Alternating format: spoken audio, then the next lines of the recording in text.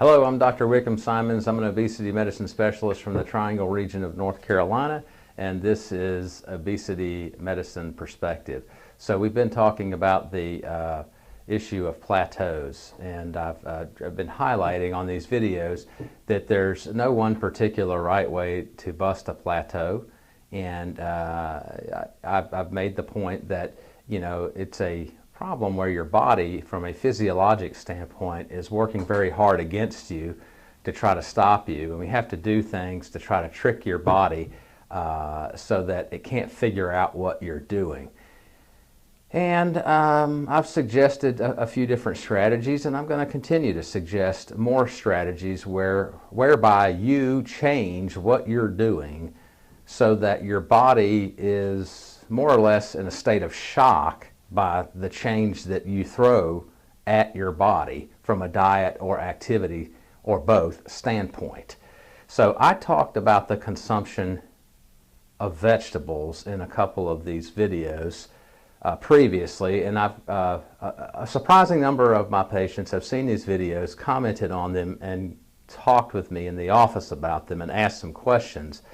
So I thought I would take this video and just show you kind of how I do this when I get in this situation.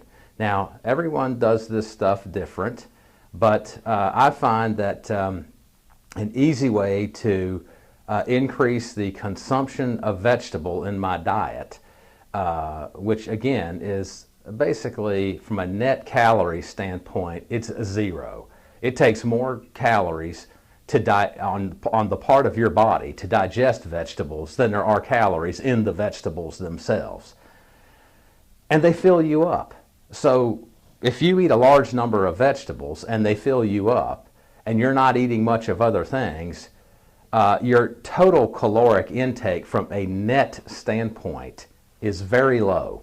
And this can help you when you're trying to get off of a plateau. Furthermore, there's no glucose rise with most vegetables, and therefore there's no insulin rise. And I've told you before, insulin is a stimulus for your body to hold on to weight. So when there's no stimulus there to hold on to any weight, it makes it more likely that you're going to further lose weight. So some of the vegetables I do. I brought a couple props here. I shop at a Food Line. It's near my house, and in the produce section they have something called broccoli slaw. So I think this brand is called Eat Smart, and it's shredded up broccoli, like in little straw sticks. It's kind of like the stems and the broccoli itself. There's actually a very small number of shredded up carrots and red cabbage. Okay, now I'll mix that half and half. I'm going to set that out of the way for a second. Now I'm moving around a little bit here in the video. My second bag is already open because I've been eating it. This is shaved Brussels sprouts. Looks just like a salad of some kind. I hate Brussels sprouts cooked. This stuff is great raw. And I mix it half and half with the broccoli slaw, okay, like a salad in a big bowl. And I even get questions about, say, Wickham, what kind of dressing do you put on that? Well, I knew that people would ask this, so I brought that prop too. You just seal this back up here so it doesn't spill out all over the office, because I plan on eating some of that later today. I use this brand. This is kind of my favorite dressing to put on it. I'm not paid by the Ken's Steakhouse people, but they make good dressing, and this is the Ken's Steakhouse Northern Italian light dressing with basil and Romano cheese. It does not have any added sugar. It has 1 gram of carbohydrate per 2 tablespoons. I think it's got about 40 calories per 2 tablespoons, which is about half of their normal Italian dressing.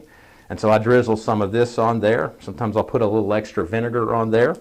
In addition to that, I sprinkle a little bit of Parmesan cheese on there, and that adds a little more cheese texture. Not a bunch, maybe a tablespoon or two.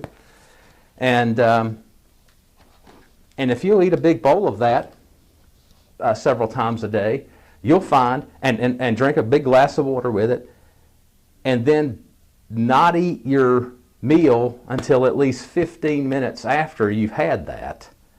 So, I say a big bowl. Get a big bowl. It's got several cups of that in there. You'll find you're full enough that your meal size is going to dramatically shrink.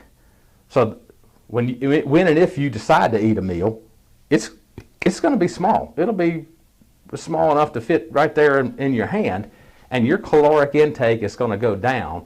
And when you're trying to get off a plateau, this can be very helpful. So you're increasing the consumption of vegetables to the point you're getting 6, 8, 10 cups of vegetables a day. If you do that 2 or 3 times a day, you're going to notice it makes a big difference. So that kind of is an easy way to do it. The stuff's already made up.